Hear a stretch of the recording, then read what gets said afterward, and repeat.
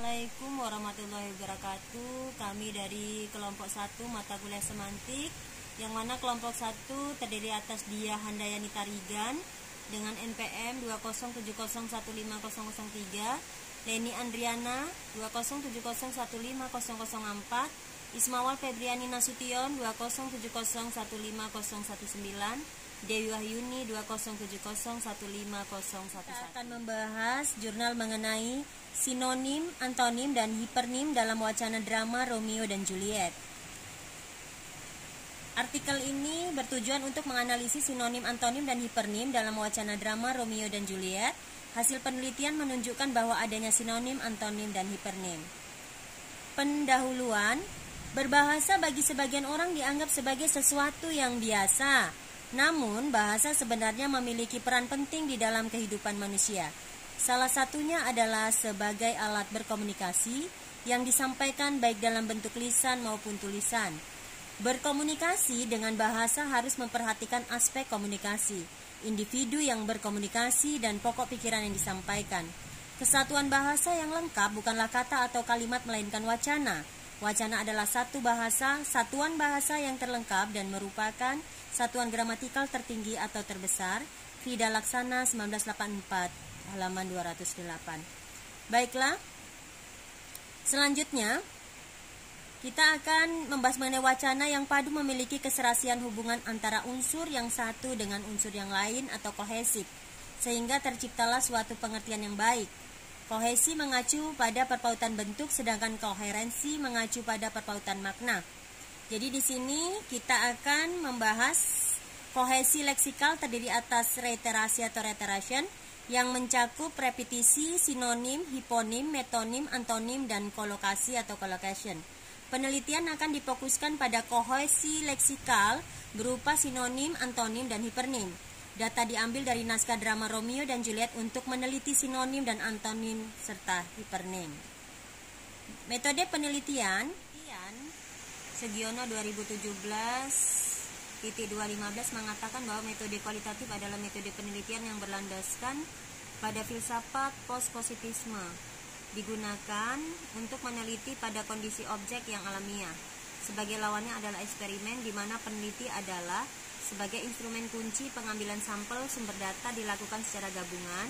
Analisis data bersifat induktif, kualitatif, dan hasil penelitian kualitatif lebih menekankan pada makna. Kohesi leksikal, keutuhan suatu wacana tidak hanya cukup jika dilihat dari kohesi gramatikal saja.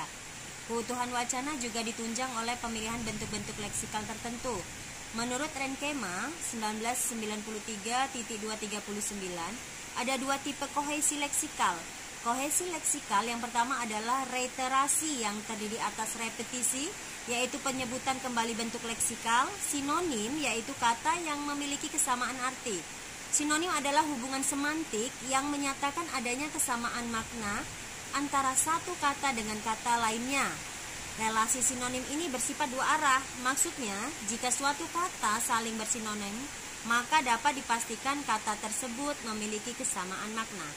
Menurut Sujito 1989, sinonim adalah persamaan arti atau makna atau dua kata atau lebih yang memiliki makna sama. Sinonim ialah dua kata atau lebih yang maknanya sama atau hampir sama atau mirip. Selanjutnya kita ke definisi antonim. Menurut Vehar dalam Chair 2009.289, yaitu ungkapan bisa berupa kata, frase, atau kalimat yang maknanya dianggap kebalikan dari makna ungkapan lain. Dari pengertian di atas dapat disimpulkan bahwasanya sinonim adalah persamaan kata dan antonim adalah lawan kata. Hipernim atau juga dikenal dengan istilah monograf adalah frasa atau sebuah kata yang memiliki makna lebih umum atau luas. Hiponim akan terdiri dari beberapa kata dari hipernimnya. Boleh dikatakan hiponim adalah kumpulan kata yang ada di dalam sebuah hipernim.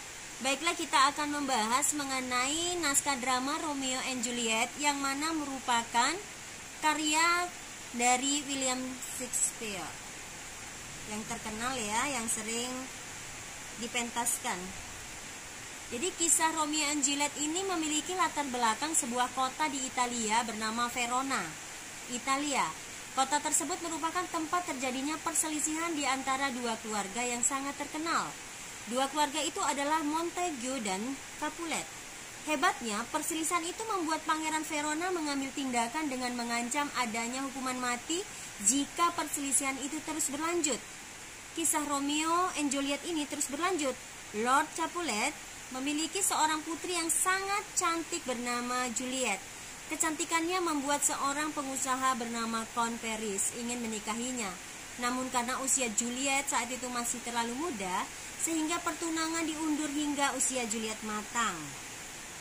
Di sisi lain, Romeo, putra keluarga Montague, tergila-gila dengan Rosalind, salah satunya keponakan Lord Capulet. Akibat desakan dari sahabatnya Benvolio dan Mercutio, akhirnya Romeo nekat mendatangi pesta dansa Capulet agar dapat bertemu dengan Rosalind. Pertemuan Romeo dan Rosalind ini nantinya ikut berperan dalam mempertemukan Romeo dan Juliet.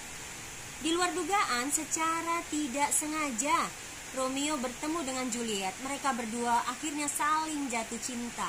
Pertemuan itu menghasilkan beberapa pertemuan rahasia lainnya.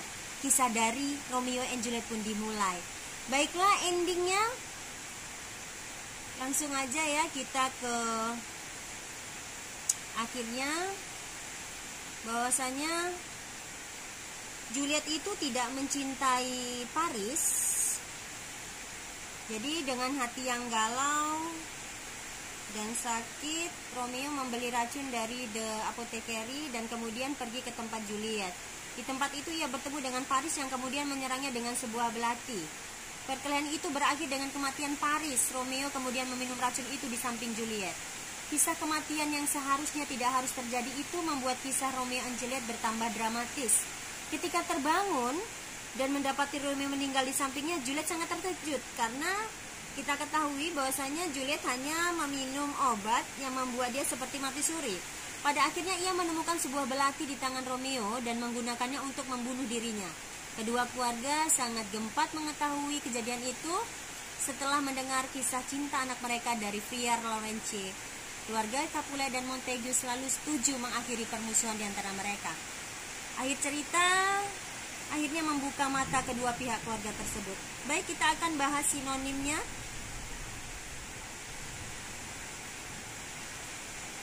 Jadi sinonim yang dapat kita ambil, kita analisis. Di situ ada kalimat namun karena usia Juliet saat itu masih terlalu muda, sehingga pertunangan diundur hingga usia Juliet matang. Kita tahu usia, sinonimnya umur.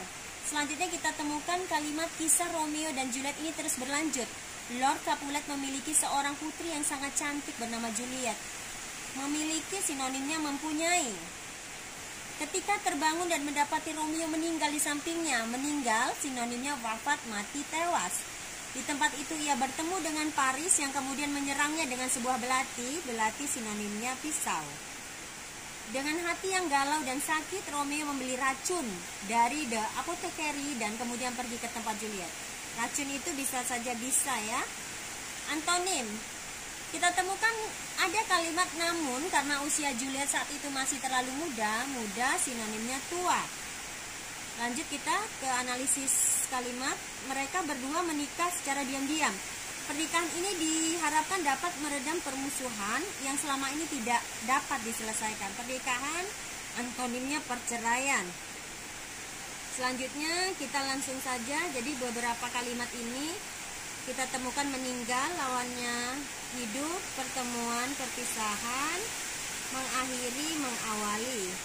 Hipernimnya ada kalimat dua keluarga itu adalah Montague dan Capulet. Hebatnya perselisihan itu membuat Pangeran Verona mengambil tindakan dengan mengancam adanya hukuman mati jika perselisihan itu terus berlanjut. Jadi kita ambil di sini hipernimnya keluarga, yaitu dengan memiliki kata khususnya itu bapak, ibu, anak. Baiklah, kita sampai ke daftar pustaka.